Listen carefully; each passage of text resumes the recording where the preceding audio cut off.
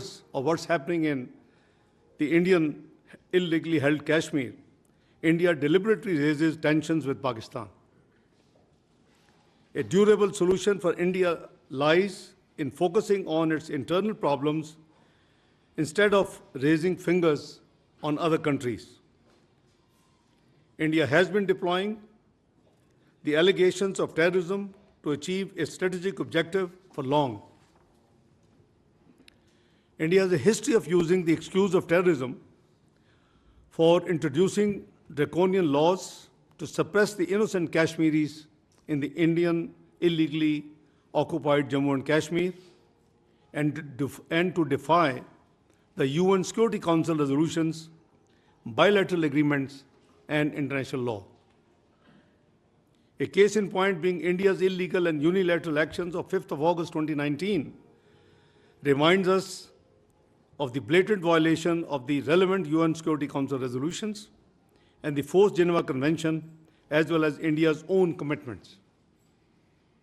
India needs to explain why such incidents usually coincide with high-profile visits.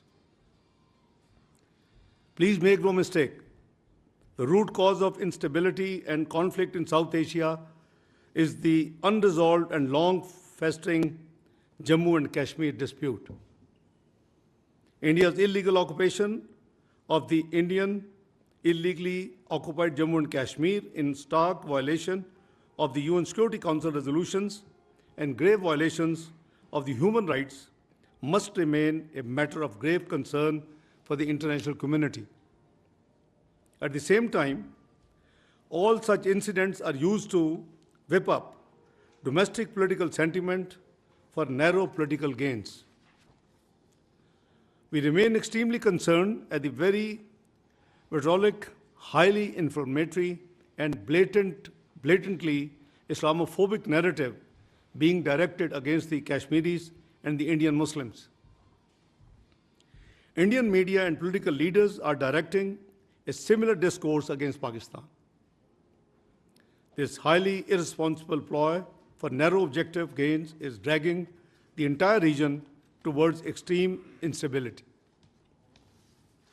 India made allegations against Pakistan after the Pahalgam attack without an iota of evidence and with such dramatic speed.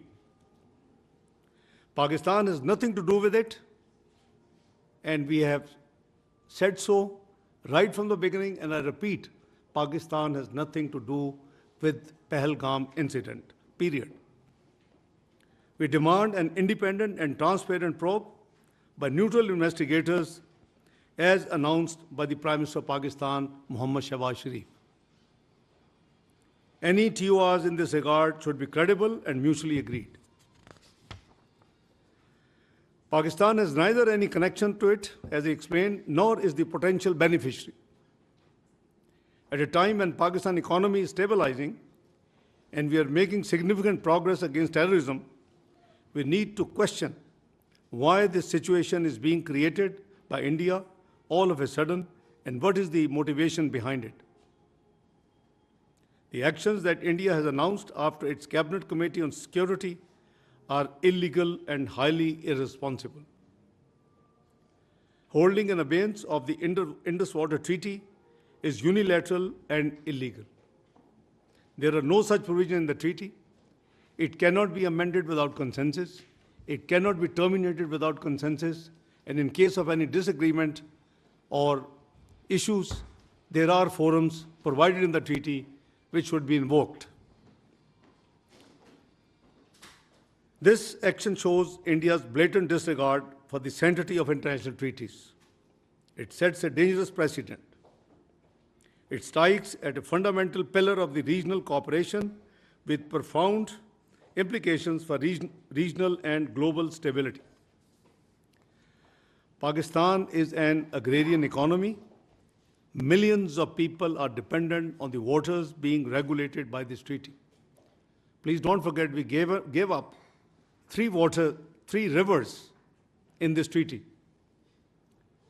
And I hardly can find a water distribution treaty in the world whereby a part of dealing with the distribution of water.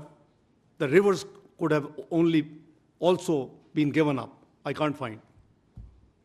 The National Security Committee of Pakistan has made it very clear that any attempt to stop or divert the flow of water belonging to Pakistan as per the Indus Water Treaty and the usurpation of the rights of the low riparian will be considered as an act of war.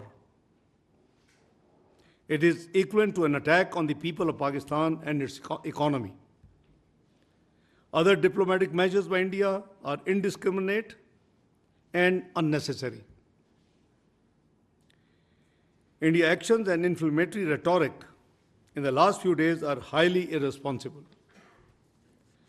Being a responsible member of the international community, Pakistan believes in restraint and remains committed to regional peace and stability. However, in case of any act of aggression, Pakistan remains determined to defend its sovereignty and territorial integrity in exercise of its inherent right to self-defense as enshrined in Article 51 of the UN Charter. The world leaders I have been speaking to in the last few days after this incident, who have been requesting for the exercise of restraint, I have been making it very clear on behalf of our government, on behalf of the nation, Pakistan will not be the first one to resort to any escalatory move. However, in case of any escalatory move by the Indian side, we will respond very strongly. Let me raise some questions that need to be considered with respect to the Pelgam incident. One, is it not the time for the international community to hold India accountable for its transnational assassinations in different countries, including Pakistan? Two, is it not important to distinguish between the international community's sympathy with victims of the incident and unwitting endorsement of Indian belligerence? Three, is it not that Indian propaganda is aimed at fabricating a casus belli for a military adventure? Four, don't you think that India's blatant disregard of international law and whimsical approach towards its obligations would lead to a highly unstable and unpredictable regional order? Five, isn't it high time for the international community to step in to condemn India and to prevent it from targeting people on the basis of Islamophobia and religious hatred? Six, can we deny that the dangerous Indian brinkmanship and efforts aimed at escalation can potentially lead to disastrous consequences in a nuclearized region and beyond? Notwithstanding above, Pakistan is cognizant of the developing situation. We are very alert, the armed forces are alert, and the National Security Committee resolve is very much there.